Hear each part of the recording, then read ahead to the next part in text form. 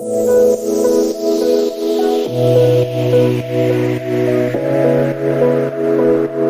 on le verra assez vite dès septembre 2026, on aura des gains sur le cycle vente puisqu'on va pouvoir envoyer les factures, passer moins de temps sur le recouvrement des factures, être mieux informé du statut du cycle de vie, donc des gains en termes de traitement. On va aussi gagner du temps sur le cycle achat, on va pouvoir automatiser les réconciliations entre les bons de commande, les bons de livraison, les factures, faciliter l'imputation comptable, faciliter la relation aussi avec les fournisseurs.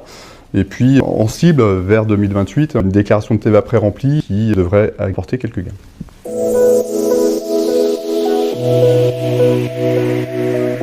Alors, des impacts très concrets, ça va impacter la fiche tiers, par exemple, puisqu'il va falloir bien indiquer le récepteur de la facture. Votre client pourra avoir plusieurs adresses électroniques, il faudra choisir la bonne, donc bien récupérer cette information. Ça va avoir aussi un impact sur la gestion du cycle de vie. Quand votre facture va être rejetée, j'espère que ce ne sera pas souvent, mais quand votre facture sera rejetée par votre client, il faudra bien la gérer, régénérer une nouvelle facture, générer un avoir interne. Donc des nouvelles méthodologies à apprendre, et puis des impacts forts aussi sur le cycle achat, grâce à toutes ces automatisations que vous allez pouvoir avoir en termes de réconciliation et d'imputation comptable.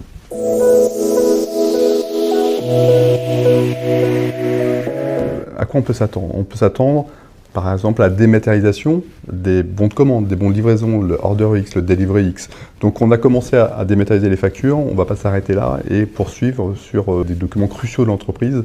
Donc c'est vraiment qu'un début.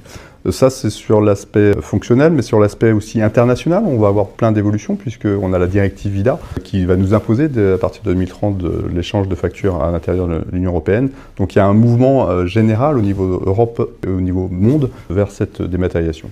Et puis on a cet ensemble de données qui est en plus standardisé, avec des API standardisés également, plein d'outils qui vont se greffer autour de ça, des outils pour le recouvrement, des outils de tableau de bord, des outils d'automatisation. Donc ce n'est vraiment que le début d'une nouvelle ère.